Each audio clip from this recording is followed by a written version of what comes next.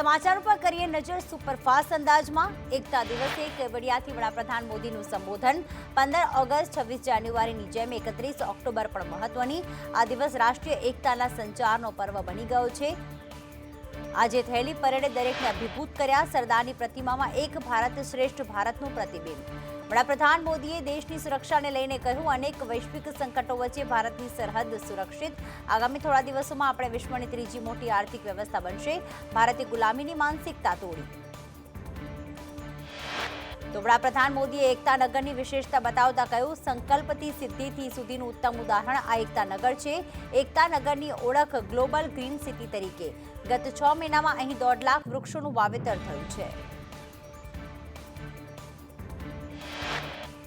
PM મોદીએ વધુમાં કહ્યું, દુનિયા અનેક દેશોમાં મોંઘવારી, બેરોજગારીનો સામનો કરી રહ્યા છે। ભારતની આર્થિક સ્થિતિ મજબૂત થઈ રહી છે। ભારતમાં ગરીબોની સંખ્યામાં ઘટાડો થઈ રહ્યો છે। ભવિષ્યને ધ્યાનમાં રાખતા સંકલ્પ પર અડગ રહેવાનું છે।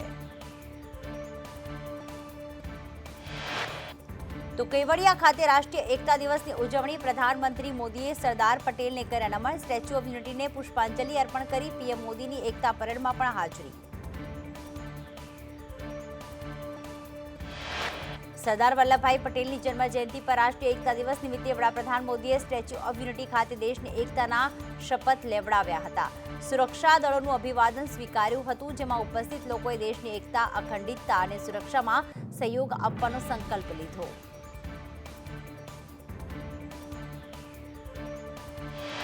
પીએમ નરેન્દ્ર મોદી એકતા પરેડમાં પણ ઉપસ્થિત રહ્યા હતા। પરેડમાં સીઆરપીએફની મહિલા બાઇકર્સે અદ્ભુત પ્રદર્શન કર્યું હતું। યુવાનોએ ચંદ્રયાન 3 મિશનના સફળ પરીક્ષણ પર ખુશી વ્યક્ત કરતું પરફોર્મન્સ આપ્યું હતું।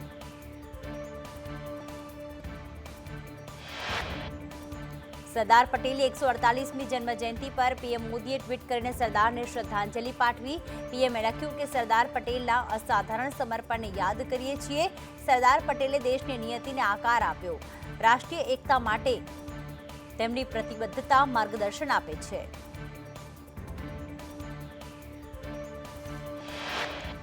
સરદાર પટેલની જન્મ જયંતિ નિમિત્તે એકતા દિવસની ઉજવણી। દિલ્હીમાં રન ફોર યુનિટીનું આયોજન। ગૃહમંત્રી અમિત શાહે સરદાર પટેલને શ્રદ્ધાંજલિ પાઠવી। ગૃહમંત્રી અમિત શાહે રન ફોર યુનિટીનું પ્રસ્થાન કરાવ્યું। નાગરિકોને એકતાના શપથ લેવડાવ્યા।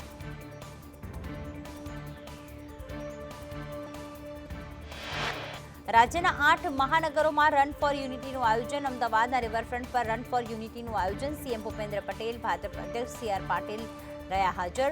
સુરત, વડોદરા, રાજકોટમાં પણ રન ફોર યુનિટીનું આયોજન।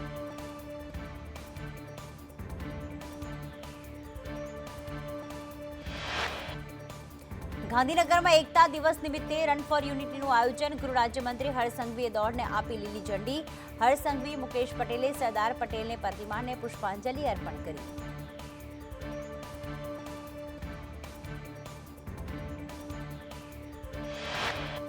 તો એકતા દિવસની રાજ્યભરમાં વિવિધ કાર્યક્રમો સાથે ઉજવણી। જામનગરમાં રન ફોર યુનિટીનું આયોજન કરવામાં આવ્યું હતું। રન ફોર યુનિટી દોડ 6 કિલોમીટર અને 3 કિલોમીટર એમ 2 કેટેગરીમાં યોજાઈ હતી, જ્યારે અધિકારીઓને મોટી સંખ્યામાં લોકો તેમાં જોડાયા હતા। વડોદરાના કીર્તિ સ્તંભથી સયાજીગંજના સરદાર વલ્લભભાઈ પટેલના સ્ટેચ્યુ સુધી રન ફોર યુનિટી દોડનું આયોજન કરાયું। અંદાજે 7 કિલોમીટરની રન ફોર યુનિટી દોડને સાંસદ અને મેયરે લીલી ઝંડી આપી હતી। જૂનાગઢમાં એકતા દિવસ નિમિત્તે રન ફોર યુનિટી કાર્યક્રમનું આયોજન કરવામાં આવ્યું હતું। એસપી, કમિશનર અને મેયર સહિતના અગ્રણીઓએ લીલી ઝંડી આપી, જેમાં 1000થી વધારે પોલીસ તાલીમાર્થીઓ, વિદ્યાર્થીઓ અને મોટી સંખ્યામાં લોકો જોડાયા હતા।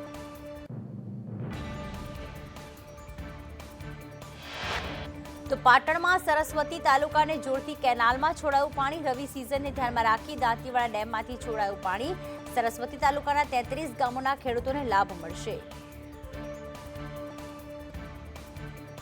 આજે સરદાર પટેલની જન્મ જયંતિ। કેવડિયામાં ભવ્ય કાર્યક્રમ। વડાપ્રધાન નરેન્દ્ર મોદી સંબોધન કરી રહ્યા છે। સીતા चाहिए हर व्यक्ति एकता की मजबूत डोर से जुड़ा हुआ है।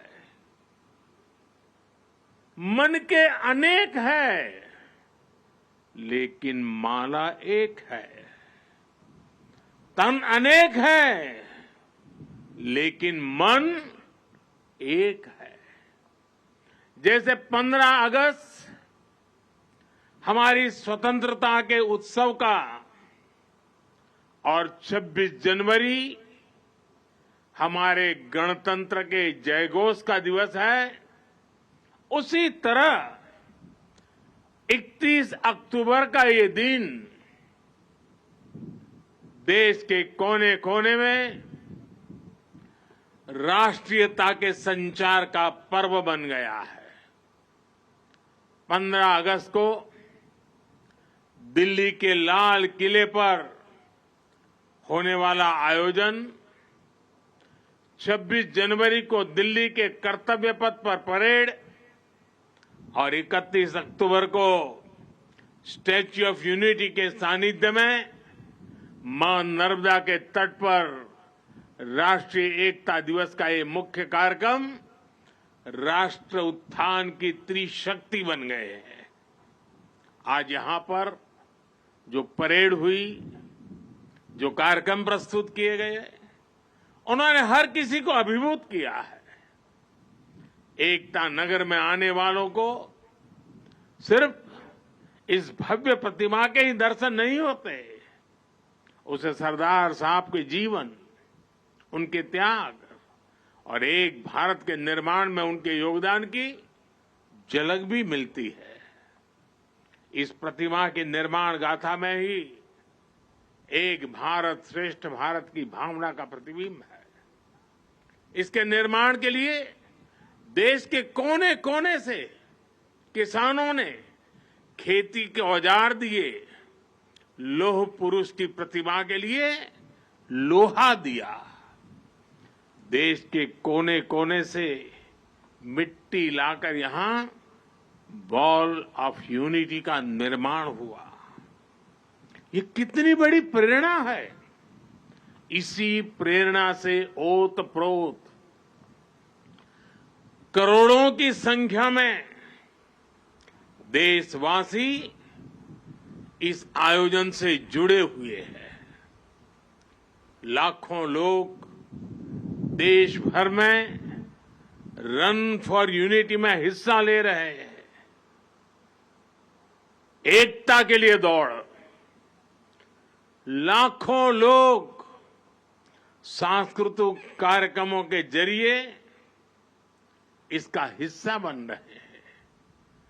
जब हम देश में एकता का ये प्रवाह देखते हैं, जब 140 करोड़ भारतीयों में एकजुटता के ये भाव देखते हैं, तो ऐसा लगता है जैसे सरदार साहब के आदर्श ही एक भारत श्रेष्ठ भारत का संकल्प बनकर हमारे भीतर दौड़ रहे हैं। मैं इस पावन अवसर पर सरदार वल्लभ भाई पटेल के चरणों में नमन करता हूं। मैं सभी देशवासियों को राष्ट्रीय एकता दिवस की अनेक अनेक शुभकामनाएं देता हूं। मेरे परिवारजनों, आने वाले 25 साल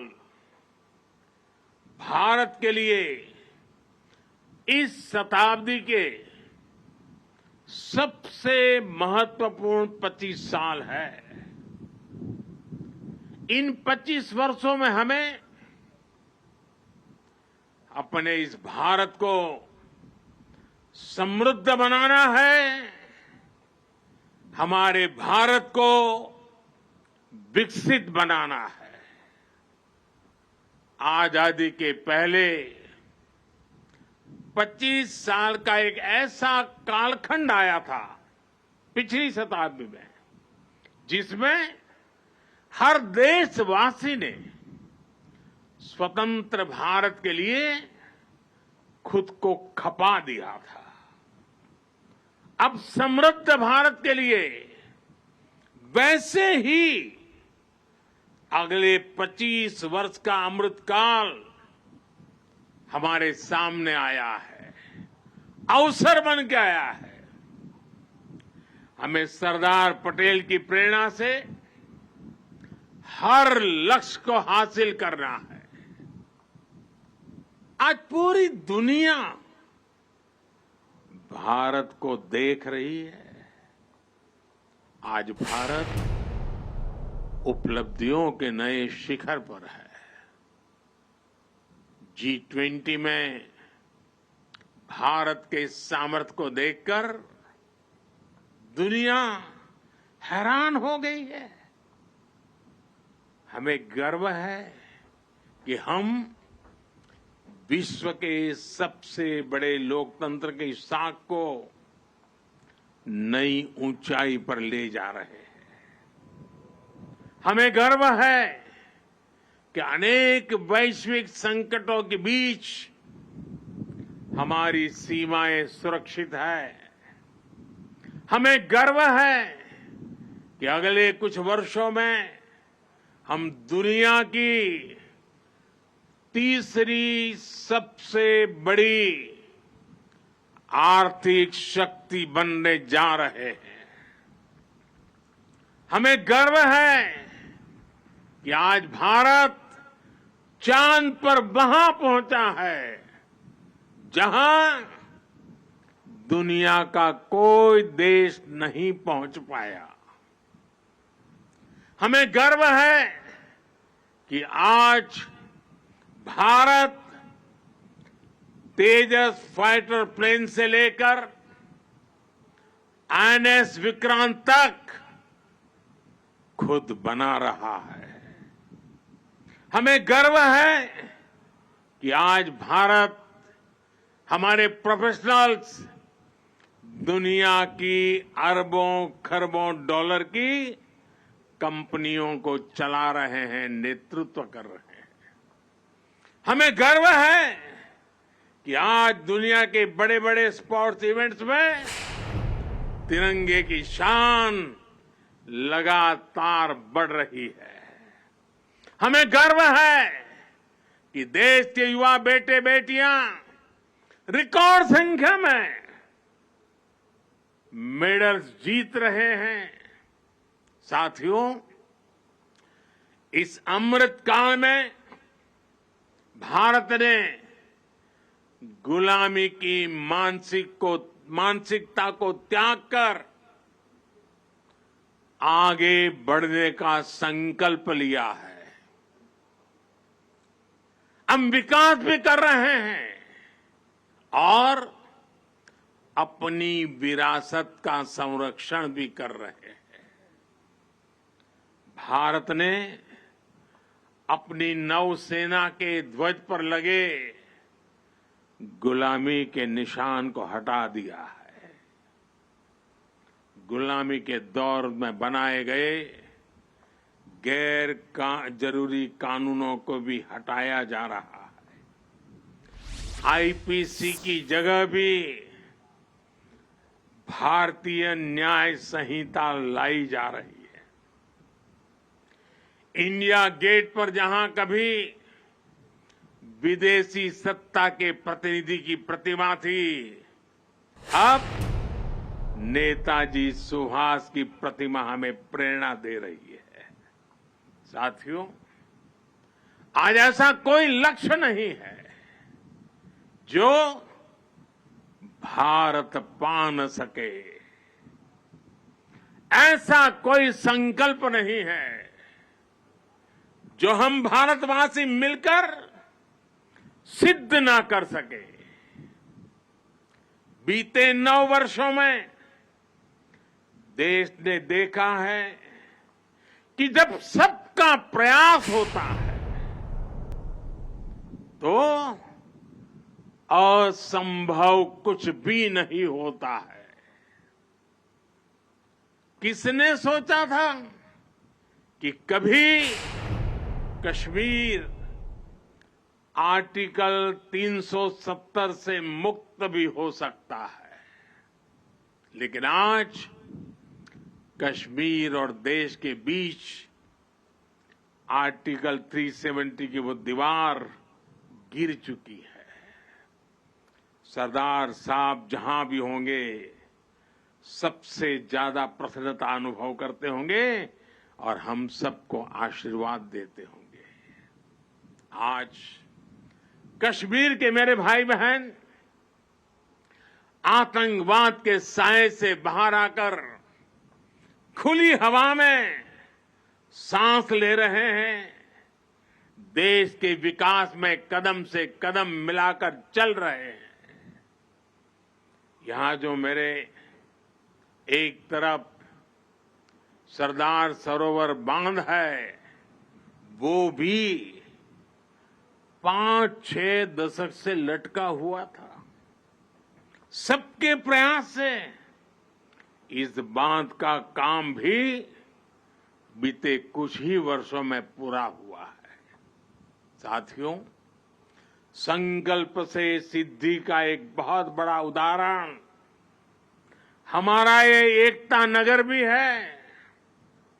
10-15 वर्ष पहले किसी ने सोचा भी नहीं था कि केवड़िया इतना बदल जाएगा। आज एकता नगर की पहचान ग्लोबल ग्रीन सिटी के तौर पर हो रही है। यही वो शहर है जहां से दुनिया भर के देशों का ध्यान खींचने वाले मिशन लाइफ की शुरुआत हुई थी। जब भी मैं यहां आता हूं, इसका आकर्षण और बढ़ा हुआ दिखता हूं। रिवर राफ्टिंग, एकता क्रूज, एकता नर्सरी, एकता मॉल, आरोग्य वन, कैक्टस और बटरफ्लाई गार्डन, जंगल सफारी, मियावाकी फॉरेस्ट, मेज गार्डन, यहां पर्यटकों को बहुत आकर्षित कर रहे हैं। पिछले 6 महीने में ही यहां 1.5 लाख से ज्यादा पेड़ लगाए गए हैं। सोलर पावर जनरेशन में, सिटी गैस डिस्ट्रीब्यूशन में भी एकता नगर बहुत आगे चल रहा है। आज यहां एक स्पेशल हेरिटेज ट्रेन का एक नया आकर्षण भी जुड़ने जा रहा है। एकता नगर स्टेशन और अहमदाबाद के बीच चलने वाली इस ट्रेन में हमारी विरासत की झलक भी है और आधुनिक सुविधाएं भी है। इसके इंजन को स्टीम इंजन का लुक दिया गया है, लेकिन ये चलेगी बिजली से। एकता नगर में इको फ्रेंडली ट्रांसपोर्ट की व्यवस्था भी की गई है। अब यहां पर्यटकों को ई बस, ई गोल्फ कार्ट और ई साइकिल के साथ पब्लिक बाइक शेयरिंग सिस्टम की सुविधा भी मिलेगी।